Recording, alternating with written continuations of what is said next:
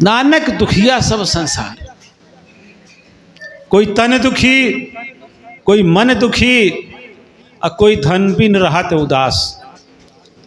कोई शरीर से दुखी है, कोई मन से दुखी है, किसी के पास धन दौलत नहीं है, किसी के पास आल औलाद नहीं है, सब दुखी है। कोई तन दुखी, कोई मन दुखी, कोई धन भी न रहा तो उदास, और थोड़ा थोड़ा सब दुखी और सुखी प्रभु के। तो हम लोग प्रभु के दास जब बन जाते हैं तो यहाँ सकारात्मक ऊर्जा जब आती है, जब इस हाल में हम लोग पहुँचते हैं ना, तो लगता है कि कोई रोग नहीं है। यहाँ के निकलने के बाद फिर चाहे जब पकड़ ले तो पकड़ ले।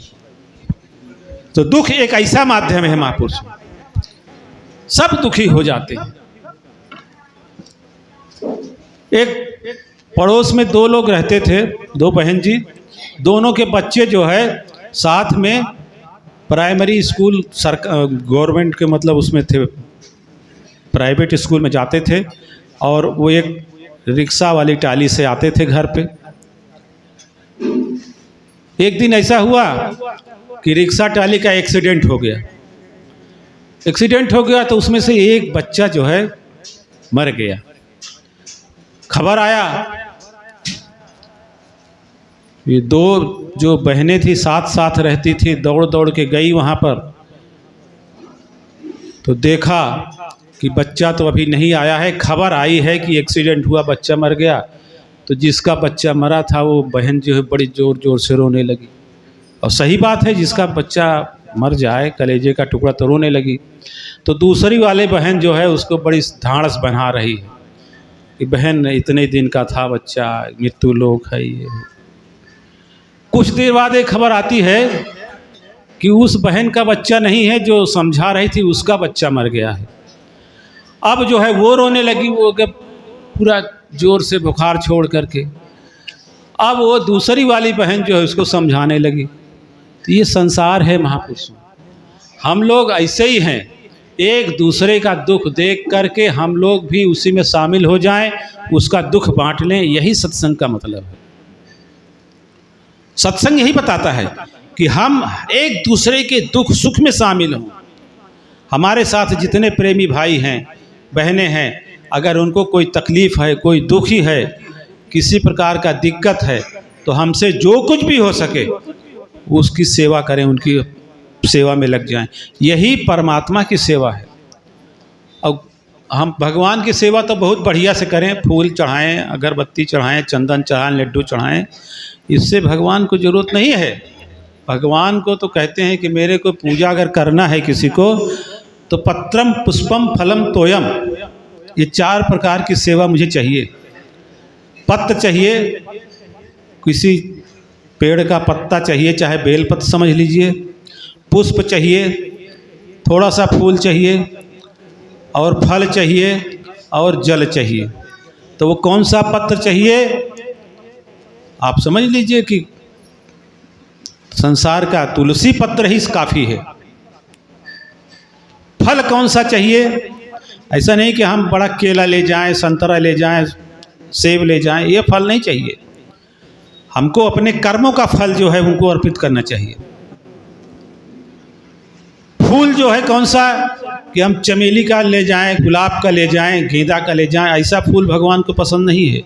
सुमन फूल को कहते हैं, सुमन, अच्छा मन ले करके हम सतगुरु के दरबार में, भगवान के दरबार में जाएं, वो उनको पसंद है।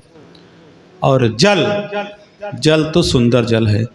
तो महापुरुषों, मानव सेवा ही परमात्मा की सेवा है, इसी में सबका कल्याण है। ये सत्संग हमको यही बताता है कि हमारे किसी भी भाई बहन को कोई दिक्कत है तो हम सब मिल बांट करके उसके दुख का हरण करें। और यही बाबा जी कर रहे हैं। हमारे समाज में कितना घोर अंधविश्वास पाखंड की वजह से, इतना मतलब डर की वजह से इतना सब परेशान रहते हैं, लेकिन कमाल है कि बाबा जी के दर पे आया तो वो खुशहाल होके जाता है। तो दास यही विनती करेगा कि सभी लोग कोशिश करें कि बाबा जी के दरबार में चलें और नए लोगों को ले जाएं, ताकि जो दुखी हैं उनका दुख जो है ख़त्म हो जाए। 1-2 लाइन का शब्द बाबा जी ने कहा है कबीर साहब ने कहा, बड़े बड़े कलाकार हैं हमारे बाबू जवाहरलाल जी, कबीर पंथी के बहुत बड़े महात्मा हैं। अरे मरत प्यासा मरत प्यासा धोबिया जल बिच मरत प्यासा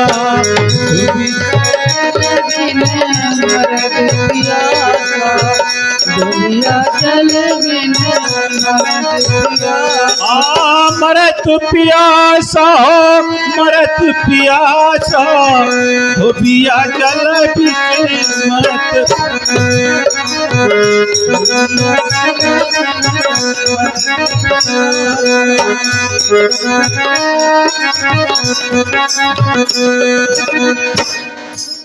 जल ही बीच ठाड़े धोबिया अच्छा जल है खासा, जल ही बीच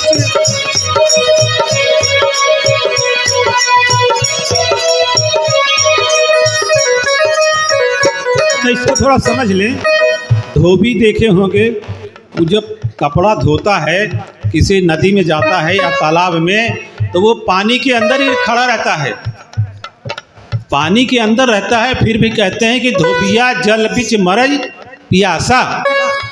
अरे जल ही बीच ठाड़े धोबिया अच्छा जल है खासा, जल ही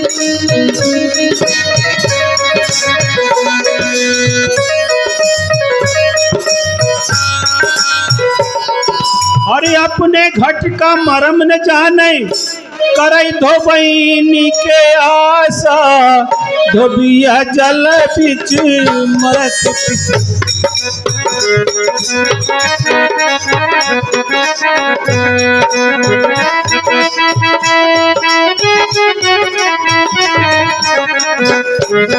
जल बिच मरत प्यासा।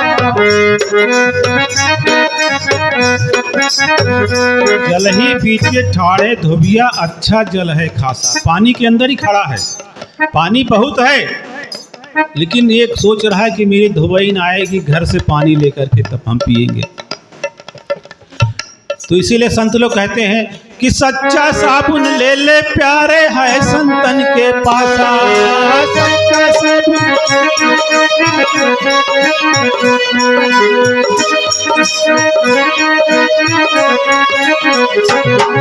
सच्चा साबुन ले ले प्यारे है संतन के पासा, सच्चा साबुन।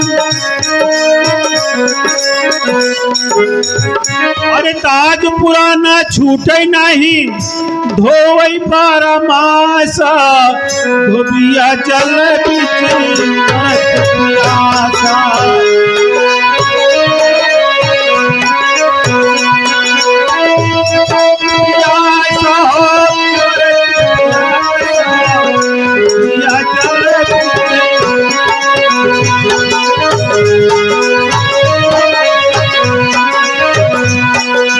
क्या कहते हैं? सच्चा साबुन ले ले प्यारे है संतन के पासा। ये संत लोग जो हैं इनके पास ऐसा साबुन है कि उसको रगड़ रगड़ के अगर अंदर से कर ले, अपने अंदर धारण कर ले तो सब खत्म हो जाएगा। इसलिए कहा है कबीर साहब ने कि दाग पुराना छूटे नहीं धोवई बारह मासा। ये दाग जो लगा हुआ है हमारे कर्मों का, हमारे अज्ञानता का, हमारे दुर्ज्ञान का, इसको जब तक हम सद्गुरु के शरण में समर्पित नहीं करेंगे तब तक ये नहीं छूटेगा। इसलिए कहते हैं कि दाग पुराना छूटे नहीं है संतन के,